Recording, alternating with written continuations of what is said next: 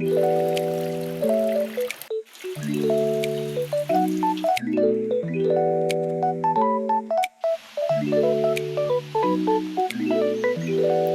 යාළුවනේ ඔයගොල්ලන්ට කොහමද?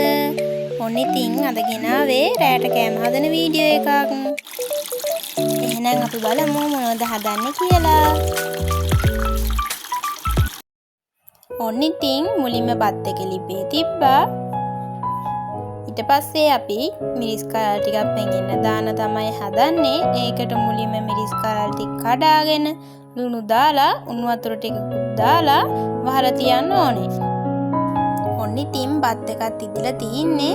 ඔන්න දැන් අපේ අක්කා කරෝල හොද්දක් හදන්නයි හදන්නේ. ඒකට මුලින්ම කරෝල් ටික හොදලා අරගෙන අල ගෙඩියක් කපලා දාලා රතු ලුණු, රම්පේ, කරපිංචා, මිරිස්, ඒ වගේම තක්කාලිත් එකතු කරනවා. ඔන්න ඉතින් මේ ඔයගොල්ලෝ දකින්නේ අපේ ගෙදර ඉන්න පූසු දෙන්නා. දැන් අපි මයොක මැල්ලුමක් හදාගන්න තමයි හදන්නේ. ඔන්න ඉතින් ඒකට අපි මුලින්ම සුදු ලුණු, කොච්චි, කෑලි මිරිස්, ලුණු ඒ වගේම මයක කොළ ටිකක් දාගෙන දැන් කොටා ගන්න තමයි හදන්නේ. ඔන්න දැන් ඒක කෙටිගෙන එනකොට පොල් ටිකකුත් දාලා ඒක කොටා ගන්නවා. කරෝල හොද්දට දියකිරි කොරකයි දාලා ලිපේ තියා ගන්නවා. ඊට පස්සේ කහ, තුන පහ ඒ වගේම මිරිස් එකතු කරනවා.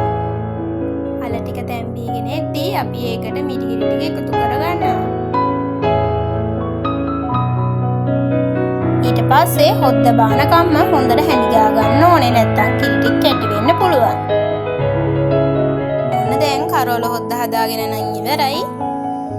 අපි දැන් මයොක මැලුම මලව ගන්න තමයි හදන්නේ. ඊට පස්සේ පපඩම් ටිකකුත් බැදගෙන මිරිස් කරල් ටිකකුත් බැද ගන්න තමයි හදන්නේ.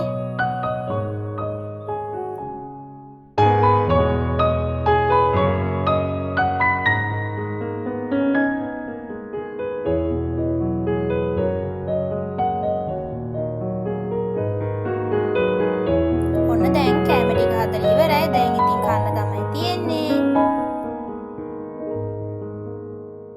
තවත් මේ වගේ වීඩියෝ එකක් අරගෙන එනකම් ඔයාලා අපිත් එක්ක එකතු වෙලා ඉන්න.